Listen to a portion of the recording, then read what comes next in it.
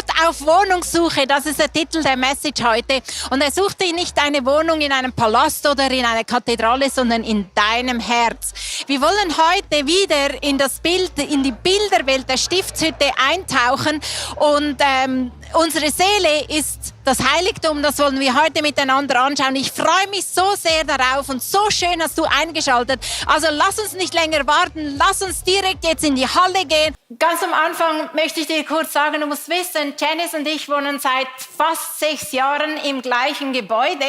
Das ist irgendwie lustig und wir arbeiten am gleichen Ort. Du bist Dienstleiterin zusammen mit deinem Mann und wir beten und das nicht zufällig. Jeden Dienstagmorgen zusammen für das ganze Nachbarschaft und unsere Gebäude. Und das ist etwas so Schönes, Janice, das uns verbindet. Und wenn es heute darum geht, dass Gott auf Wohnungssuche ist, dann fließt es einfach so weiter. Wir sind ja im Thema der Stiftshütte drin. Und Gott ist auf Wohnungssuche. Das ist irgendwie zeitlebens sein Thema. Und zwar nicht einfach irgendwo in einem Palast oder in einer Kathedrale, sondern er sucht Wohnung in deinem Herzen. Ja. Aber wie so oft bei Wohnungssuche ist einfach der Platz schon vergeben, ist schon besetzt.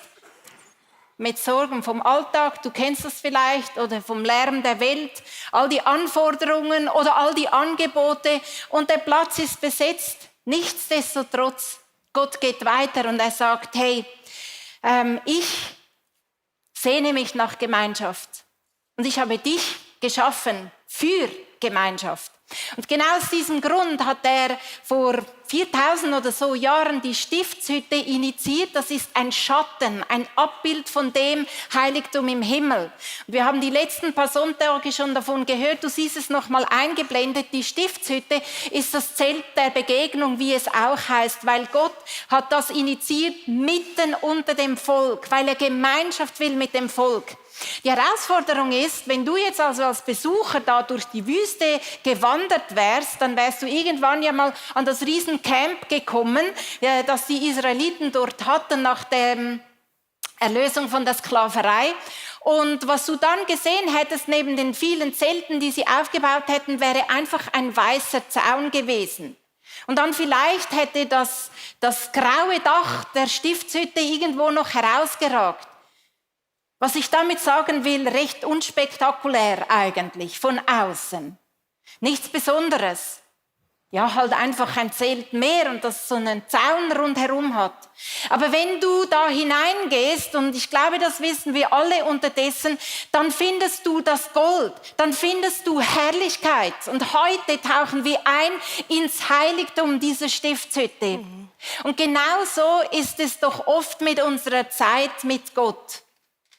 Nichts Spektakuläres. Ja, logisch, sonst hätten wir ja den Platz auch nicht vergeben mit anderen Dingen.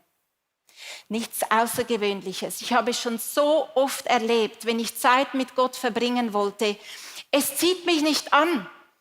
Ich weiß nicht wie, aber jedes Mal, wenn ich ausgehalten habe, habe ich die Herrlichkeit, die da drinnen in dieser Beziehung, die Gott mit dir und mir möchte, entdeckt und mich davon genährt. Und vielleicht geht es dir heute ganz ähnlich. Wir sind mitten im Bild dieser Stiftshütte und du denkst dir, na gut, wir sind nicht mehr in der Wüste, wir sind nicht mehr das Volk Israel. Was hat das alles mit mir zu tun? Das Schöne an der Bibel finde ich, es ist eine unglaublich einheitliche Geschichte. Von Anfang bis zum Schluss erzählt die Bibel die gleiche Geschichte. Und deshalb ist es sehr relevant, wie wir die Stiftshütte verstehen können. Es ist wichtig für dich und für mich zu verstehen, was bedeutet es denn, diesem Gott in der Stiftshütte zu begegnen und ihn anzubeten. Dafür natürlich, lass uns in die Bibel schauen.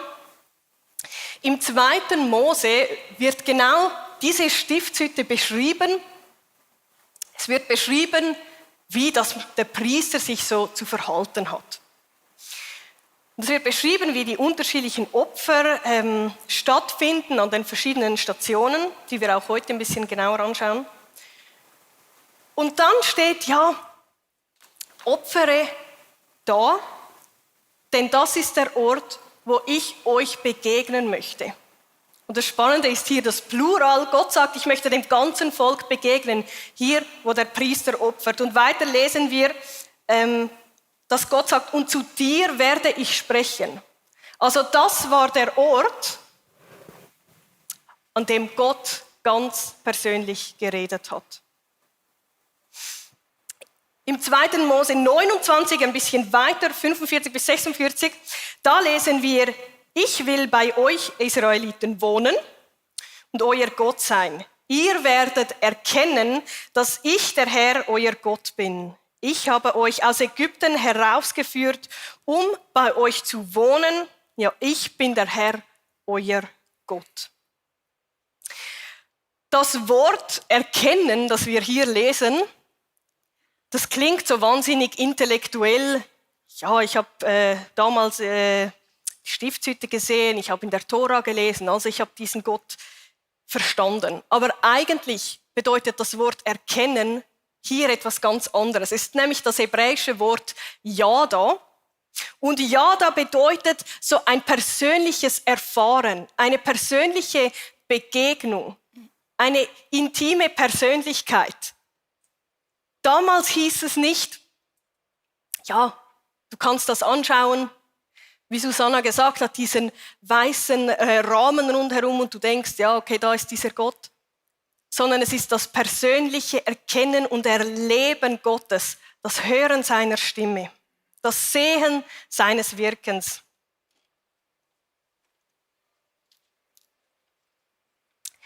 Und wie gesagt, die Bibel von Anfang bis zum Ende erzählt von dem einen gleichen Gott.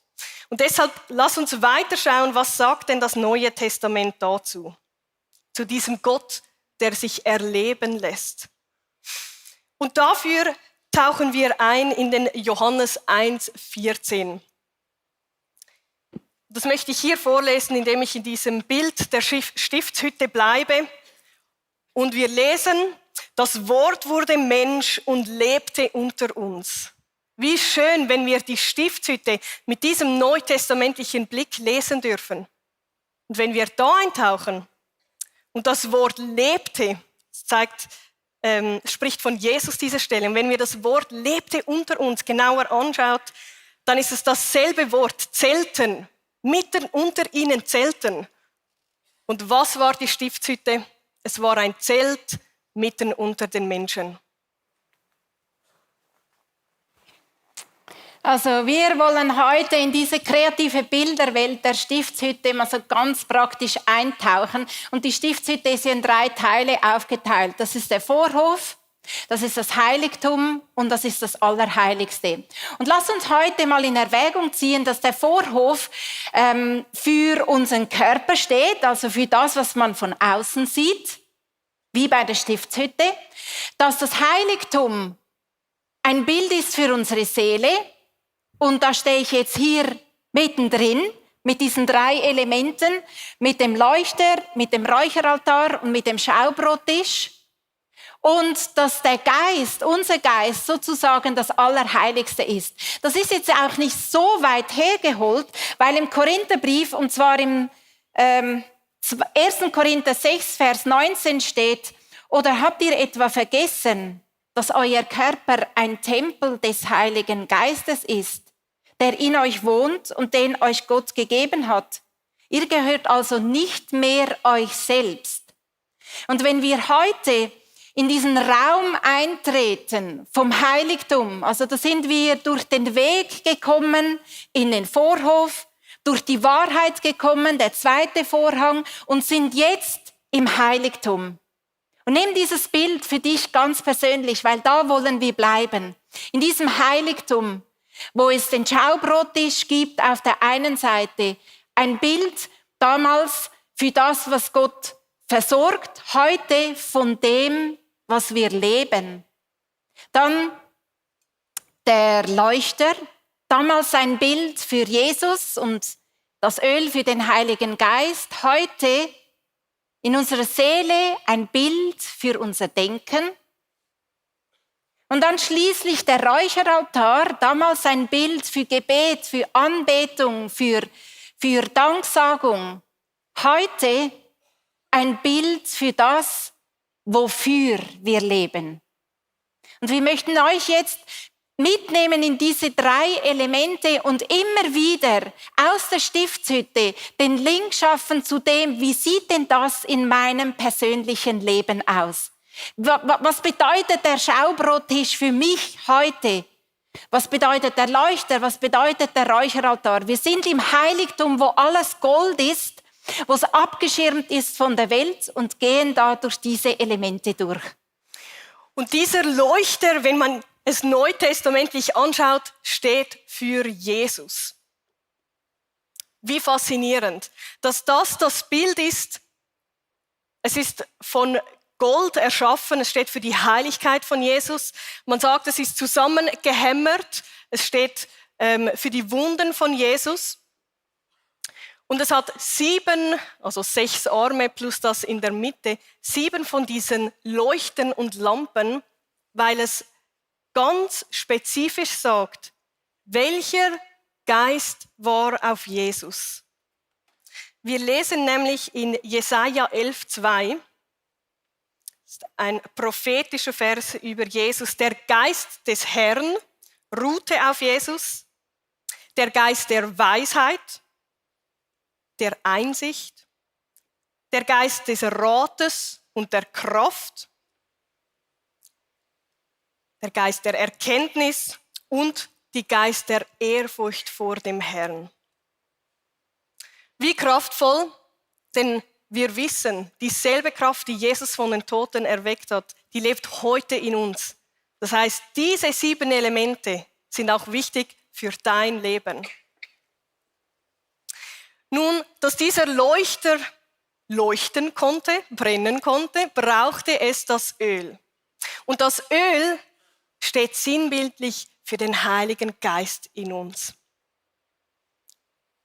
Und das Schöne ist, der Leuchter musste jeden Tag neu erfüllt werden von dem Öl. Und ich sage dir heute, du musst jeden Tag neu erfüllt werden mit dem Heiligen Geist. Diese Dinge hat er jeden Tag für dich neu bereit. Weisheit, Einsicht, Rat, Kraft, Erkenntnis. Diese Dinge darfst du jeden Tag neu beziehen. Das Öl, damit das Licht brennt, das Licht für die Welt.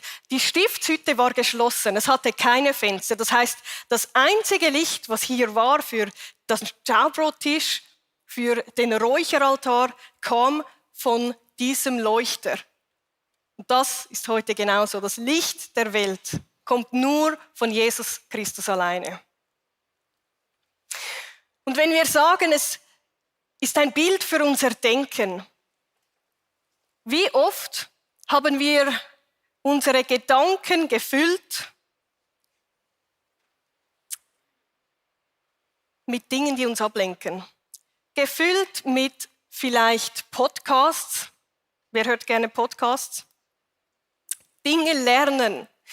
Vielleicht, ich bin nicht so Podcast begeistert, ich gehöre eher zu dieser Generation, dass ich mich mit Nonsens fülle. Muss ich ehrlich sein?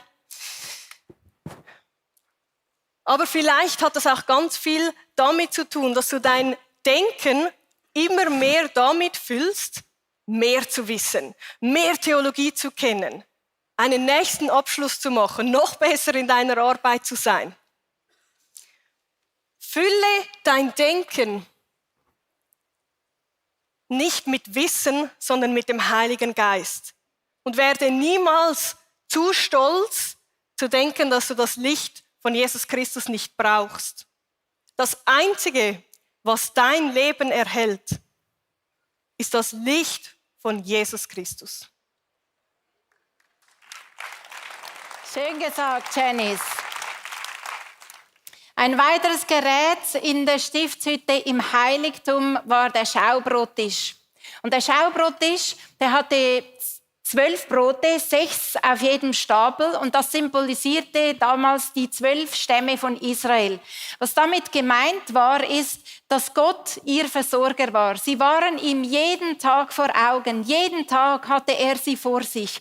Und das Spannende ist, der Tisch hatte so eine Zierleiste, das heißt eine Erhöhung und das bedeutete damals wie heute, dass keiner von uns aus der Versorgung von Gott rausfallen kann. Die Brote konnten nicht rausfallen.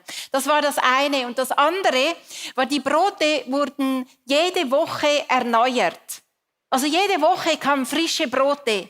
Und das bedeutet, die Versorgung von Gott ist ein immerwährender Prozess. Das wird nicht, irgendwann wird die Versorgung nicht trocken oder fällt auseinander oder gibt es einfach nicht mehr, weil schon aufgebraucht. Was ist das für eine krasse Botschaft, die bis heute gilt? Gottes Versorgung für dein Leben, für mein Leben, für unser Leben, das ist gewährleistet. Und der Tisch symbolisiert eigentlich Jesus, weil er sagt, ich bin das fleischgewordene Wort. Und du siehst jetzt die schönen Dinge, die der Schaubrottisch in der Stiftshütte eigentlich symbolisieren sollte. Und heute sieht er ein bisschen anders aus. Er hat ein paar Dinge drauf, dieser Tisch. Und diese Dinge, das sind alle keine schlechten Dinge. Ich meine Chips und Energy Drink und ein schönes Auto und das, was man sich kaufen kann, das, was man sich leisten kann. Das sind alles Dinge, mit denen füllen wir eigentlich, ob man sich das bewusst ist oder nicht, wir füllen damit unsere Seele.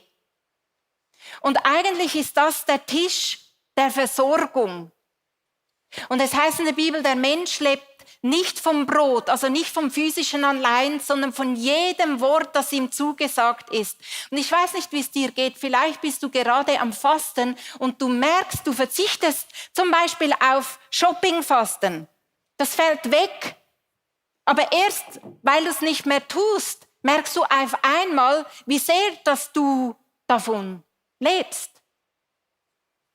Oder du verzichtest auf gewisse Drinks, auf Alkohol. Und weil du darauf verzichtest, und du machst es ja genau aus dem Grund, weil du Platz machen möchtest in deinem Leben. Und hier haben wir das Bild, was es bedeutet, wenn wir Raum schaffen für den Heiligen Geist, wenn wir Raum schaffen für Gott, dann stellen wir das an den Ort, ich sage jetzt nicht, dass es auf den Boden gehört, aber weg von diesem Versorgungstisch.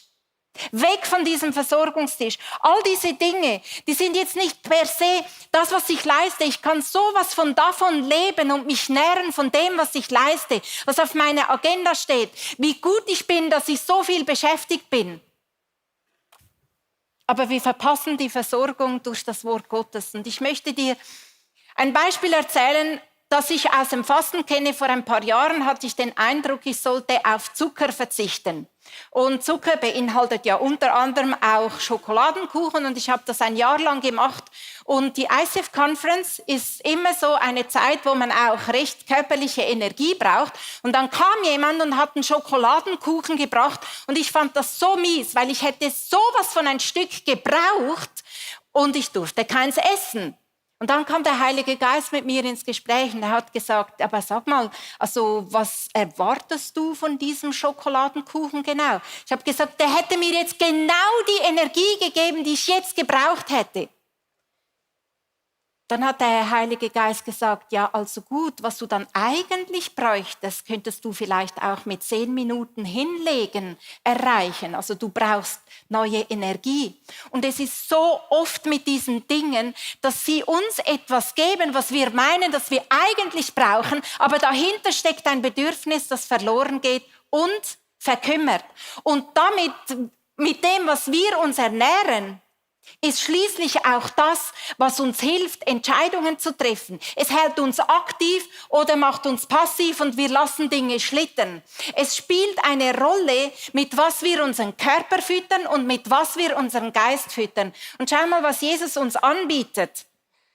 Was Gott uns anbietet in Jesaja 55, Vers 1-3. Der Herr ruft, ihr habt Durst, kommt her. Hier gibt es Wasser.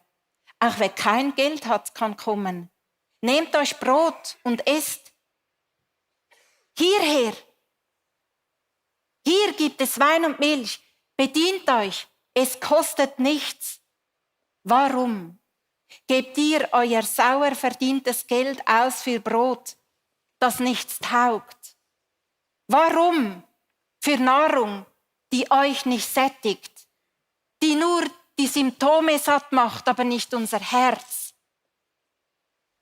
Hört doch auf mich und tut, was ich euch sage. Dann habt ihr es gut.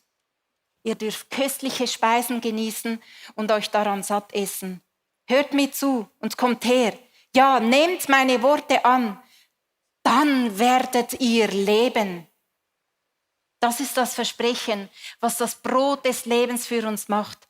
Und ich glaube, dass es für gewisse Leute hier online, von wo auch immer du zuschaust, dran ist, Dinge nicht mehr einfach wieder hinzuzufügen auf das, was du verzichtet hast. Weil es soll zu einem Lebensstil werden. Jesus ist unser Versorger, sein Brot bis heute. Und Leute können jetzt einwenden, ja, weißt du, die Bibel ist schon recht und gut und alles, aber ich verstehe das einfach nicht und es ist mir zu kompliziert. Und das Spannende ist, der Leuchter und der Schaubrottisch in der Stiftshütte, die standen sich gegenüber. Und hinten dran war dann der Leuchteraltar. Weil was das für uns bedeutet ist, die Bibel können wir nur mit dem Heiligen Geist verstehen. Lies sie, beginn sie wieder und immer wieder mit dem Heiligen Geist zu lesen, weil der Heilige Geist offenbart uns unsere Versorgung und lass uns unsere Versorgung nicht zumüllen. Und gleichzeitig der Heilige Geist, das, was er dir sagt, widerspricht nie, was das Wort Gottes sagt. Das ist symbolisiert dadurch, dass die beiden Dinge sich in der Stiftshütte gegenüberstanden. Gott, Jesus, das Wort, ist das Einzige, was uns eigentlich satt macht. Und lass uns das Fasten noch ein bisschen aushalten, dass wir spüren, wovon wir eigentlich leben sollen.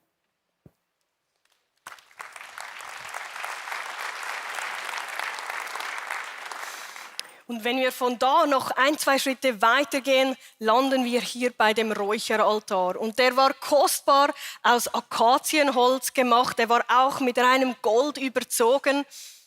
Und es ist ein Bild für die Anbetung, für das Feiern und schlussendlich Worshipen Gottes. Und das Schöne ist, hier stieg der gute Geruch, das Räuchernde, der Weihrauch stieg zum Himmel auf. Und dieses Sinnbild ist für dein Gebet. Es steigt zum Himmel auf. Und das Schöne ist, es hatte tatsächlich so diesen Rand hier rundherum, ganz ähnlich wie dieser Zierrand beim Schaubrottisch, den uns Susanne erzählt hat, der war auch hier. Und dieser Rand ist ein Zeichen davon, dass keine dieser heißen Kohle jemals auf den Boden fallen könnte. Das heißt, deine Gebete, die fallen nicht einfach auf den Boden ungehört. Sondern wir lernen schon im Alten Testament, dass Gott jedes einzelne Gebet hört und ernst nimmt. Und ich weiß, wie oft es sich anders anfühlt. Aber nimm das Bild mit. Die Gebete, die aufsteigen, die fallen nicht zu Boden.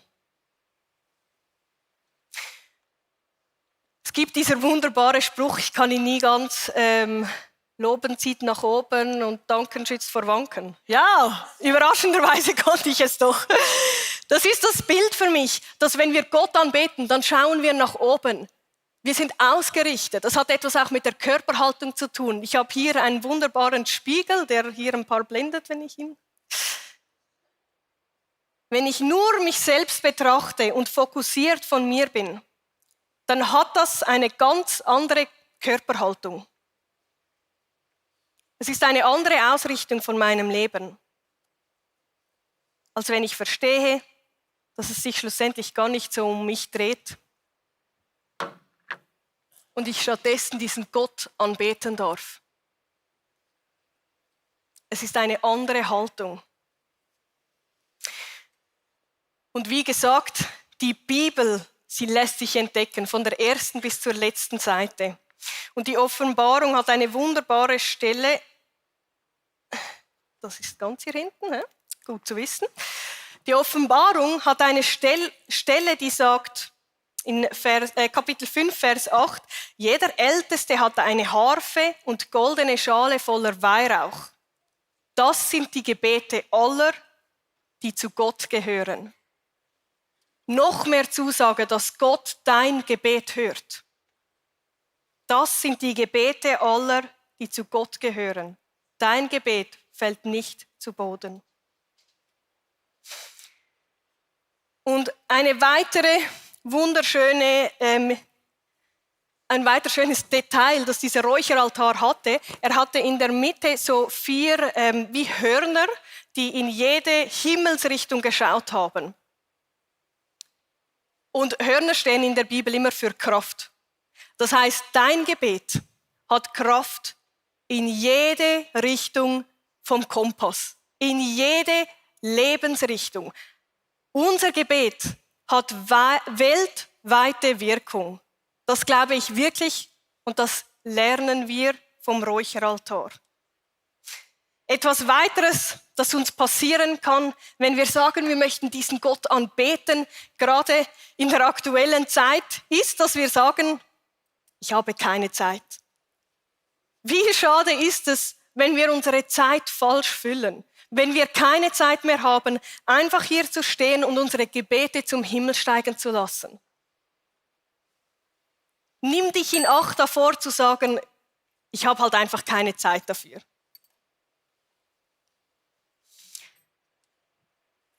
Immer um 3 Uhr nachmittags ging der Priester, um den Weihrauch anzuzünden und die Gebete zum Himmel steigen zu lassen. Und man sagt, wir lesen in der Bibel, am Nachmittag, während der Kreuzigung von Jesus Christus, dass um 3 Uhr dieser Vorhang zerriss, zum Allerheiligsten, von oben nach unten.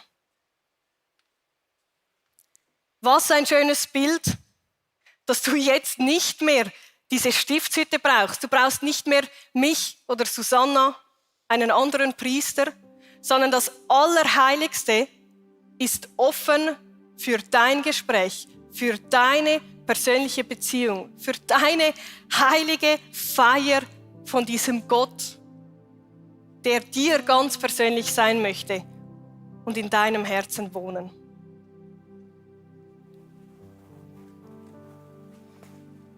Die Stiftshütte, das Heiligtum als ein Bild für das, was in unserer Seele abgeht. Ein Bild dafür, was wir denken, wovon wir uns ernähren, von was wir leben und wofür wir leben.